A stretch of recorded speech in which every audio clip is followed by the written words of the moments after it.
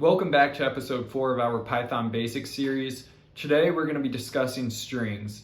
Now this is a little more advanced than what we've done in the past, so if you have any questions, be sure you put them in the comments below or check out the description for additional materials and practice guides. Alright, let's take a look at strings. As a reminder, strings are arrays of bytes representing Unicode characters. Python does not have a character data type, so a character is a string with a length of 1. The first thing that we're going to look at is syntax. This is the way that we write a string so that Python recognizes it as a string data type. Our first option is using single quotes. What we can do is assign a variable named option1, and we can set that equal to a string.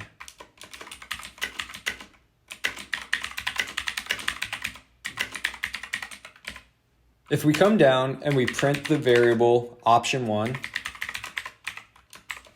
we can see that it prints out a string.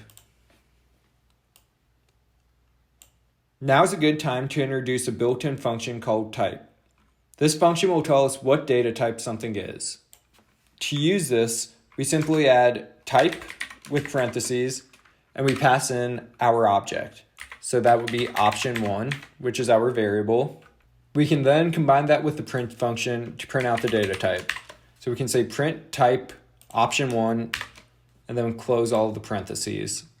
Now if we run this, essentially what we're doing is assigning this string to the option1 variable, printing out option1, and then we're printing out the type of option1. So we print out option1 and it's a string. So rather than deleting these lines, we can simply comment it out. This means that when we run our program, it's not going to execute the code. To comment out code, we just add a £sign in front of each line that we want, or in Visual Studio Code, we can select multiple lines and use Command KC to add comments. Command KU uncomments code. If we were to run this code now, nothing would happen. Unlike some languages, Python does not care if you use single versus double quotes. So let's create another variable named option2, and we'll set it equal to a string with this syntax.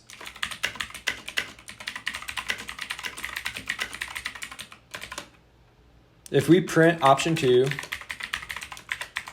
and we print the type of option2,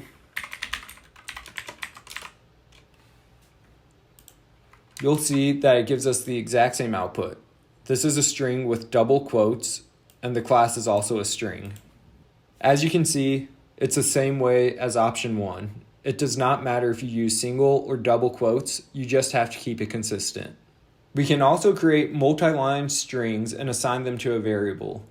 To do this, we use 3 single quotes or 3 double quotes. So let's go ahead and comment out this example. And then we can create a new variable called option3. So first let's use single quotes, 3 of them. And then we can come down and say line 1, line 2, and line 3. And then we'll go ahead and we'll print option3. And then we'll print the type of option3. I'm going to go ahead and clear my terminal so you can see, and we'll go ahead and run it. As you can see, it printed out each line on its own line, and then it told us that the type was a string. And then finally, let's just do the same thing for option4 so you can see it. So we'll comment this out, create a variable called option4, but this time we'll use double quotes. And then we'll say line 4, line 5, and line 6. And then if we print option4, and then we print the type of option4, it prints line 4, 5, and 6, each on their own line, and tells us that's a string. These are the 4 ways of creating a string in Python. Now that we know how to create a string, let's look at how we work with them. Throughout the series, we are going to be exploring additional ways of working with strings, but for now, let's just start with the basics. The most important thing that we should learn is concatenation. This is joining strings together end to end to create a new string. We have not gotten to the operator section yet, but concatenation uses the plus operator. This is something we're going to learn more about, but just remember, when you're using strings, the plus sign is a joining operator. So let's take a look at an example of how we do this. We can create a variable named first and set that equal to my first name. We can also create a variable named last and set that equal to my last name. Using concatenation, let's join these two strings together so that they're one string, and let's name it full name. To do this, we set the full name variable equal to my first name, and we use a plus operator and add my last name. Now right now, if I were to run this code, it would combine Mitchell and Gottlieb without a space. If we wanted to add that space, we could always add a space string and then add our last. To make sure this works, we can come down to the next line and say print full name.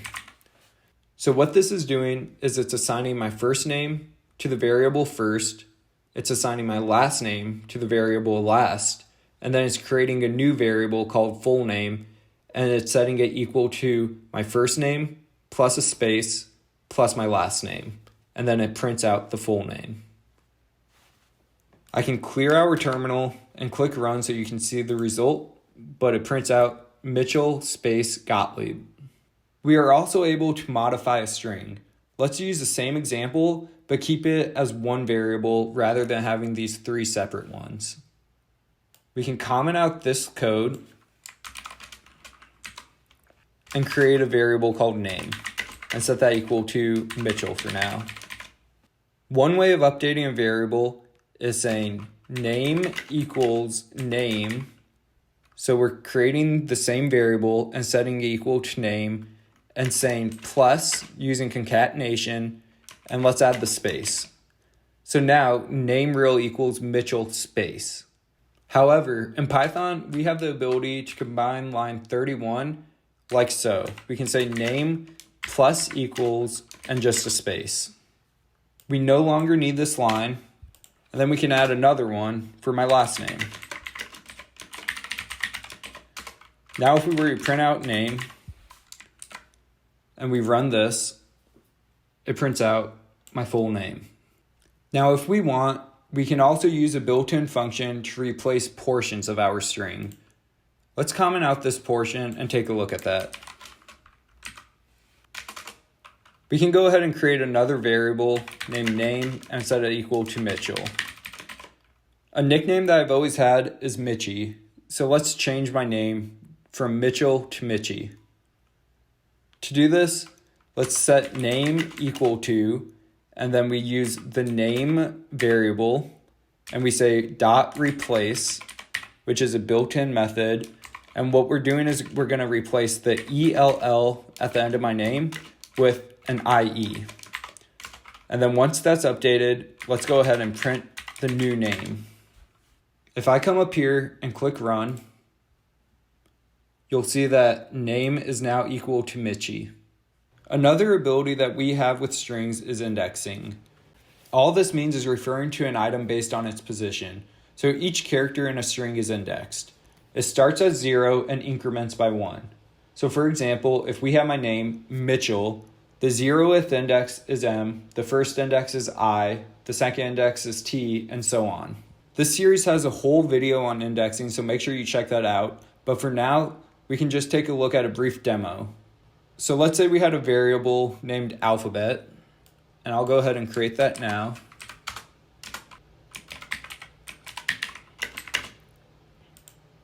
And rather than typing it, I'll go ahead and just paste it in. We can take the variable alphabet and use brackets and say 0. Alphabet 0 is equal to A. We could even index alphabet 12 if we wanted to. In order to get these to show up when we run our code, we can print these out. Print, and then in parentheses, alphabet bracket 0, And then we can also do the same thing for alphabet 12. I'll go ahead and clear my terminal again and run it. And as you can see, alphabet 0 is equal to A and alphabet 12 is equal to M. Finally, let's take a look at one more built-in function that's called split. If you remember back to our data type video, we have a list data type. We're able to split a string by an element and convert it to a list. The video on lists will explain more how we work with them, but let's learn how you convert a string first. We'll comment this code out and create a new variable that equals a string of some of the subscribers.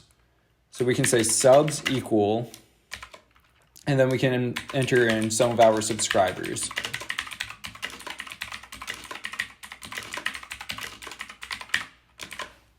We can split this into a list where each item in the list is someone's name. To do this, we simply say subs equal subs.split, and we're going to split by a comma and a space. What this is doing is saying, look at the subs variable, which was defined in line 43, which is a string of our subscribers, and split that by a comma and a space, which are all highlighted here. This will return a list that we're saying assigned to the variable subs. So now if we print subs, as well as print the type of subs, we'll see a list of everyone's names and the type will be a list. We'll go ahead and run this. And as you can see, it's a list with each person's name and the type is a list. This is a good starting point for learning and working with strings. I'm going to include additional material and practice in the description below. Thank you for watching, and please like, comment, share, and subscribe. In the next video, we're going to be talking about integers.